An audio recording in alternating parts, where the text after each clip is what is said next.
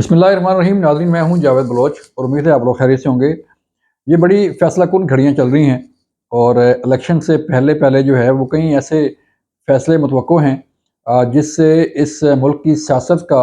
रुख जो है वो तब्दील होने जा रहा है। और कई ऐसे इक़दामात भी सामने आ सकते हैं जिससे जो है वो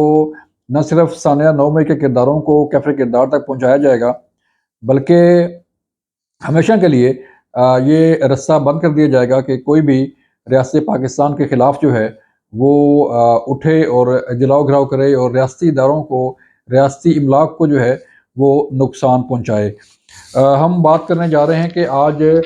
सुप्रीम कोर्ट ऑफ पाकिस्तान में एक बड़े अहम केस की समाअत जो है वो हो रही है और उसमें आर्टिकल 62(1)(f) को जो है वो उस पे फ़ैसला किया जा रहा है, उस पे समाअत की जा रही है कि कोई भी शख्स जो है या कोई सियासतदान ताहयात नाअहल कैसे रह सकता है और क्या उसे इलेक्शन लड़ने का हक हासिल है या नहीं है। मामला जो है वो आर्टिकल 62(1)(f) का है और 63 का है, जिसमें नवाज शरीफ साबिक वज़ीर-ए-आज़म को ताहयात नाअहल किया गया था। और ये केस जो है वो डायरेक्ट उनसे तल्लुक़ नहीं रखता, लेकिन अगर इस केस का फ़ैसला होता है तो फिर नवाज शरीफ की नाअहली जो है वो ख़त्म हो सकती है और वो इलेक्शन में हिस्सा भी ले पाएँगे। आपके इल्म में है कि 2017-18 में जो है जब उनकी हुकूमत गई थी, तो एक पनामा जेआईटी जो है वो बनी और उस जेआईटी का इंतख़ाब भी जो है सिर्फ़ व्हाट्सएप के ज़रिए ही किया गया कि व्हाट्सएप के ही ज़रिए जो है वो नाम फाइनल किए गए और जेआईटी जो है वो बन गई। फिर आपने देखा कि उस जेआईटी की रिपोर्ट पर, जो कि हज़ारों सफ़हात पर मुश्तमिल थी और कहा जाता है कि वॉल्यूम 10 अगर खुल गया तो बड़े-बड़े इंकशाफात सामने आएँगे और बड़ी-बड़ी चीज़ें जो है वो सामने आएँगी। लेकिन वॉल्यूम 10 में क्या है, किसी को कुछ पता नहीं है और इस वॉल्यूम 10 में क्या-क्या चीज़ें हैं, क्या-क्या डॉक्यूमेंट्स हैं, ये भी किसी को पता नहीं है। लेकिन अ, जो कुछ इस शरीफ ख़ानदान के साथ हुआ या हुकूमत के साथ हुआ, उससे ज़्यादा शायद जो है वो इस वॉल्यूम 10 में ना हो। क्योंकि मामला था निगरान जज का भी, और निगरान जज जो है वो सुप्रीम कोर्ट के बने और सुप्रीम कोर्ट ऑफ पाकिस्तान के निगरान जज की निगरानी में नैब कोर्ट ने नवाज शरीफ को सज़ा भी सुनाई थी। और पनामा से होता हुआ मामला जब जो है ये पहुंचा अकामा तक, और अकामा में जो है उनको सज़ा हो गई। अब हम देखें तो कभी तहरीक इंसाफ की जो है वो चीज़ें सामने आती हैं और तहरीक इंसाफ भी पेशावर हाई कोर्ट के फैसले के ख़िलाफ़ सुप्रीम कोर्ट में जा चुकी है कि जो बल्ले का मामला है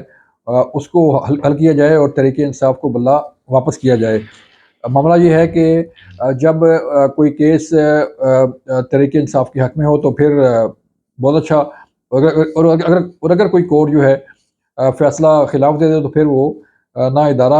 अच्छा है, ना वो कोर्ट अच्छी है, ना वो जज अच्छे हैं। और यही हाल हो रहा है चीफ़ जस्टिस काज़ी फ़ाइज़ के साथ भी कि उनके ख़िलाफ़ जो सोशल मीडिया पर प्रोपेगेंडा जारी है, वो भी इसी का ही एक हिस्सा है कि अपनी मर्ज़ी का फ़ैसला लेने के लिए किस तरह दबाव जो है वो डाला जाता है और किस तरह जो है वो चीज़ें तोड़-मरोड़ कर पेश की जाती हैं। अगर हम देखें तो सानिया 9 मई में जिन लोगों को गिरफ़्तार किया गया था और जो लोग अब भी जेलों में हैं, आज 8 माह होने को हैं कि ये केस जो है वो लटका हुआ है। तमाम केसेस की अर्ली हियरिंग भी हो रही है, तमाम केसेस की जो है वो फैसले भी हो रहे हैं, लेकिन सानिया 9 मई पर कोई फ़ैसला सामने नहीं आ रहा। उसकी वजह ये है कि कभी एक कोर्ट फ़ैसला करती है तो दूसरी कोर्ट में जो है वो मामला चला जाता है और फिर मिलिट्री कोर्ट्स जो है जहाँ पर ये केस रेफ़र किए गए थे, उन्हें भी काम करने से रोक दिया जाता है। सिर्फ़ यही नहीं, बल्कि अब जो है वो सानिया 9 मई को बुनियाद बनाकर मज़लूमियत का प्रचार किया जा रहा है और तहरीक इंसाफ के साबिक़ चेयरमैन इमरान खान को और बाकी लोगों को मज़लूमियत का एक जो लिबादा है उसे उसके अंदर छुपाने की कोशिश की जा रही है कि जैसे सानिया 9 मई जो है वो कोई स्कूल या कॉलेज का खेल हो जिसमें रियासती इदारों को नुकसान पहुँचाया गया, मियाँ वाली एयरबेस को जलाया गया, जहाज़ जलाए गए और कर्नल शेर खान کہ جو مجسمہ تھا اسے جو ہے وہ ان کی یادگار کو جو ہے نقصان پہنچایا گیا۔ یہ وہ کرنل شیر خان ہیں جو آپ کے علم میں ہے کہ کارگل وار کے دوران جو ہے ایک انڈین کمانڈر نے ان کے متعلق خط اس شہید کی جیب میں ڈال کر جو ہے پاکستان میت واپس کی تھی، جس میں سفارش کی گئی تھی اور ان کی بہادری کا اعتراف کیا گیا تھا، اور ان کے لیے انعام اور ایوارڈز کی سفارش کی گئی تھی۔ اور یہ سفارش کون کر رہا ہے؟ پاکستان کا دشمن، پاکستان کی دشمن فوج کا کمانڈر جو ہے وہ یہ سفارش کر رہا ہے کہ اس جوان نے بڑی بہادری کے ساتھ لڑا ہے، اپنے وطن کا دفاع کیا ہے، لہٰذا ان کو ایوارڈ اور میڈل ملنے چاہیے۔ تو لیکن اسی کرنل شیر خان کے یادگار کے ساتھ کیا ہوا؟ شہداء کی فیملیز کا دکھ جو ہے وہ اپنی جگہ پر اب بھی موجود ہے، کیونکہ جن شہداء نے وطن کے لیے قربانی دی تھی، جن شہداء نے اپنی جانیں قربان کی وطن کے لیے، اس قوم کے لیے، انہی شہداء کی یادگاروں کو جلایا گیا، جلاؤ گھراؤ کیا گیا، نقصان پہنچایا گیا، لیکن انہیں آج تک ان فیملیز کو انصاف نہیں ملا۔ ثبوت جو تھے، جیسے ثانیہ 9 مئی سے پہلے ہی جب تحریک انصاف کے چیئرمین گرفتار اس وقت نہیں ہوئے تھے، اور جب گرفتاری ہوئی پھر گڈ ٹو سی یو کہہ کے انہیں واپس رہا کیا گیا، اور پھر ان کا بھی بیان بھی آن ریکارڈ ہے کہ جس میں انہوں نے کہا تھا کہ اگر مجھے دوبارہ گرفتار کیا گیا تو ایک بڑا طوفان آئے گا اور جو ہے وہ حالات خراب ہو جائیں گے۔ پھر موٹر وے پہ جب ان کا بیان سامنے آتا ہے تو وہ بھی سب کے سامنے ہے۔ پھر جب ثانیہ 9 مئی ہوتا ہے تو اس وقت بھی جو ویڈیوز